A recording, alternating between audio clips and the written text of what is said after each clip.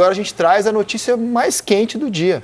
A agressão no treino do Flamengo, noticiada pelo Caê Mota, a briga entre Gerson e Varela.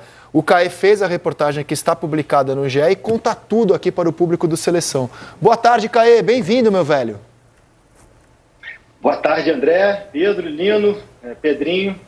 Difícil esse Flamengo, né? Como a gente costuma falar, sempre calmo como Bagdá. Estava indo para o barbeiro tentar cortar esse cabelo, não consigo parar um segundo. Mas foi bem isso aí. Chegou a notícia de que, mais uma vez, agressões, troca de socos dentro do ambiente profissional do Flamengo, dessa vez entre Gerson aplicando um soco no Varela após esquivar de uma tentativa de soco do uruguaio, tentando ser aqui o mais didático possível no acontecimento. Durante o treino dessa terça-feira, o último treino antes do jogo contra o Grêmio pela semifinal da Copa do Brasil, Varela sofreu uma falta de Gerson, não gostou e começou a resmungar com o zagueiro Pablo.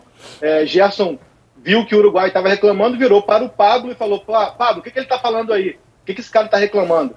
O Varela ouviu, não gostou, começou a gritar com o Gerson retrucou: fica quieto que eu não estou falando com você.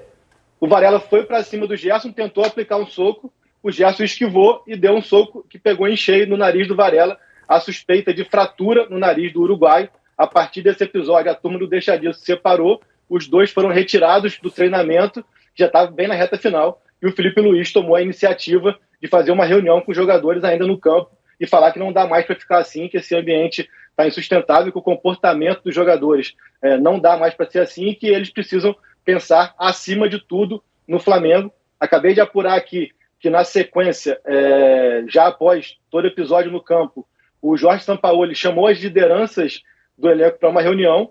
Foram elas: Gabriel, Rodrigo Caio, Felipe Luiz, Everton Ribeiro e tem mais um aqui, Gabriel, Rodrigo Caio, Felipe Luiz, Everton Ribeiro, enfim, tem mais um que eu não estou me recordando aqui. E o Sampaoli fez essa reunião com essas lideranças do elenco, com a presença também do Bruno Espindo, diretor executivo. Marcos Braz não estava no CT nessa terça-feira, ele não tem o hábito de ir diariamente ao CT, até por outros compromissos. Vale lembrar que o Marcos Braz é vereador do município do Rio de Janeiro, mas tentando resumir em ordem cronológica, foi isso que aconteceu.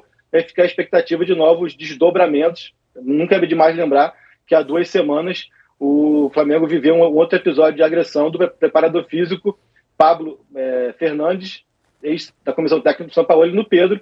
Na ocasião, o Pedro foi multado e tirado de uma partida, a partida de ida contra o Olímpia pela Libertadores, por ter se recusado a aquecer e depois também ter faltado o primeiro treino após esse episódio. Enfim, esse é um resumo desse caos do Flamengo, um caos constante, mas que nessas 2 últimas semanas está um pouco demais, né? Isso eu queria projetar contigo, Caê. O modus operandi do Flamengo, ele se abraçou a esse modus operandi e, na minha visão, ele ficou meio refém disso. O Flamengo, quando o Marinho se recusa a viajar na Libertadores, o Flamengo afasta o Marinho por um jogo, multa o Marinho. Quando o Gabigol discute com o Marcos Braz no Maracanã, o Flamengo afasta o Gabigol por um jogo, multa o Gabigol. Muita gente se perguntou por que o Flamengo se autopuniu ao afastar o Pedro de um jogo, e não era um jogo qualquer, era Olímpia na Libertadores, jogo da ida. O Gabigol podia sentir, você podia querer usar um jogador dessa importância, e o Flamengo, pelo menos foi a resposta que me deram, é que não teria como deixar de punir o Pedro na mesma régua com a qual puniu o Gabigol e Marinho. Então, afasta Pedro por um jogo, multa. Agora, o Flamengo vai jogar amanhã a Copa do Brasil. O Wesley está suspenso, o Mateuzinho está machucado. Varela é a opção para lateral direita. E o Gerson... Os dois. Né? E o Mateuzinho já foi relacionado, mas não está 100%. Né? E o Gerson é um jogador titular. Será que os dois serão afastados? O Flamengo vai se autopunir mais uma vez, Caê? Então, fica essa dúvida, essa questão. Como você falou, é um modus operandi do Flamengo. Vale também pontuar que nos casos do Marinho e do Gabriel, ambos receberam essa suspensão quando estavam lesionados. Então foi uma suspensão ali que eles já ficariam fora do jogo em que foram suspensos. No caso do Pedro, não. O Pedro estava à disposição. E aí fica essa expectativa, como você bem pontuou, o Wesley está suspenso, mas fazendo uma leitura até do próprio relato do treinamento, a partir do momento que o Varela estava dialogando com o Pablo ali na linha de zaga, a gente não é uma apuração, mas é uma leitura até certo ponto óbvia, de que o Mateuzinho estava treinando entre os titulares. O Mateuzinho já está à disposição, sim. Ele já foi relacionado nos últimos 3 para 4 jogos, já está à disposição. Então fica essa leitura que ainda carece de apuração, mas já que o Varela estava no time oposto ao do Gerson e o mesmo time do zagueiro Pablo, há uma leitura aí de uma tendência de que o Mateuzinho já estivesse sendo testado para esse jogo de amanhã. Então, até pegando já esse gancho, prospectando o jogo, então fica essa expectativa. O Flamengo, para seguir um comportamento padrão, a gente imagina que vá ter a multa e a suspensão. O Varela, como agredido, mas diante dos relatos, tentou agredir também. Então fica nessa questão de que foi uma coisa dupla. O Varela, que já tinha passado também por um ato de indisciplina que o Flamengo perdoou no jogo contra o Alcas pela Libertadores, em que o Varela se recusou a aquecer e depois, no decorrer da partida, ele se arrependeu, foi aquecer e ao término do jogo pediu desculpas à comissão técnica. Por isso o Flamengo contemporizou, mas diante desse reincidente aí, foi difícil de imaginar que o Flamengo não vai tomar uma medida enérgica contra os dois. A gente vai seguir a apuração aqui. Estou olhando o tempo inteiro com o WhatsApp web aqui, porque as notícias continuam chegando. Até falei que faltou um ali, não foi. Foram apenas 4 lideranças mesmo: Gabriel, Felipe Luiz, Rodrigo Caio e Everton Ribeiro, que tiveram essa reunião com o Sampaoli. E assim como foi no caso do Pedro, as atualizações vão ser quase que em tempo real, às vésperas de uma decisão do Flamengo. O Flamengo é um dos clubes que não precisava fechar as portas para os treinamentos, né? Porque todo mundo sabe de tudo, né? Principalmente o nosso Caê. Isso que eu falo, todo mundo não. A gente tem uma equipe que é danada, viu, para apurar as poderia coisas. Poderia ser o treino aberto, porque assim, o Caê é um estrategista e parabéns para ele por mais um furo de reportagem, né, cara? Assim, o Caê contando algo que ninguém sabia. E a questão da punição, ela é de clube para clube. Eu estava tentando lembrar aqui, vai ser a tua memória melhor que a minha, se teve alguma... Eu lembro de alguns episódios dentro dos clubes que eu trabalhei, mas eu lembro de um que ficou muito marcado, que foi o Tevez com o Marquinhos, eu acho, no Corinthians. Sim. Não foi o Marquinhos, não. Foi um... Era um zagueiro alto, Era um zagueiro... Era o Marquinhos, não? Cara, não sei se era o Marquinhos. Era o Marquinhos. Era o Marquinhos? Era. Então tá. E aí eu não sei qual foi o tipo de atitude, porque isso depende da condição de cada gestão. Agora, isso não é agradável, isso não é legal, mas isso existe nos clubes, né? Essa troca, principalmente no fervor do treinamento, que para mim não era nem o caso de um lance assim que os dois disputaram, né? Foi bem depois. Mas é a tensão que o Flamengo vive hoje. Que isso vai se somando ao episódio do Pedro. Ô Caê, tendo novidade na sua apuração, por favor, volte aqui ao Seleção até o final do programa, meu velho. Grande abraço para você, até a próxima. Obrigado, e até fazendo aqui uma brincadeira, se o momento permite. Gabriel falou que o Flamengo não é BBB, mas o UFC está aparecendo, pelo menos, ultimamente. Né? Vamos ver, a gente está aqui de olho.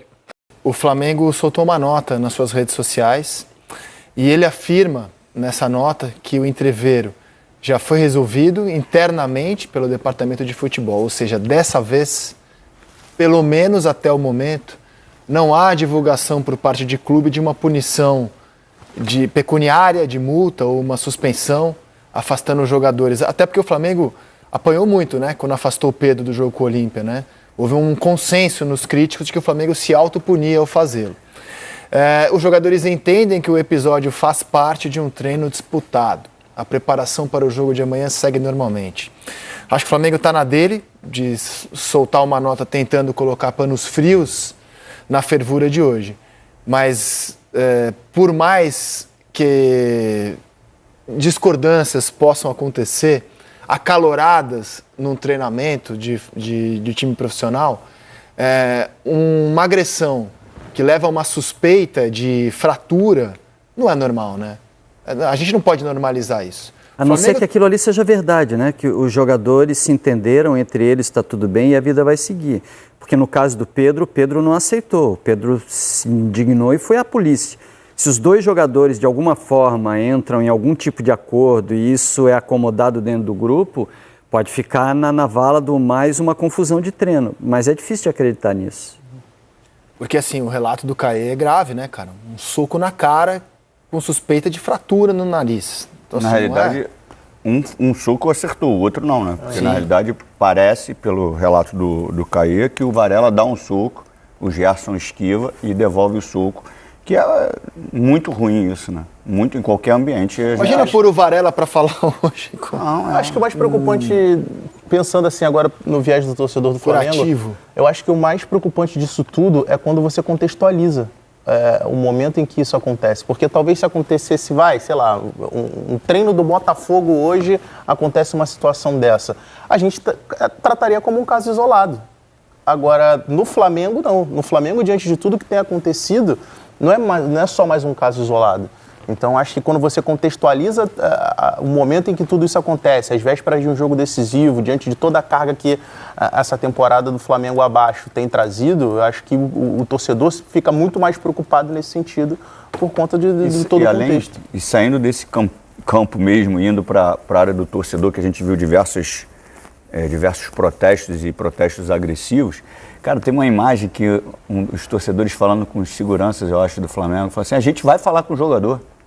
Eles vão ter que ouvir a gente. Cara, isso é de uma insanidade, cara. De uma insanidade. O jogador não tem que ouvir o torcedor. Ah, mas o torcedor vai lá e faz a festa nos estádios. Legal, vai lá nos estádios e xinga o jogador. Ali ele tem direito, sem violência.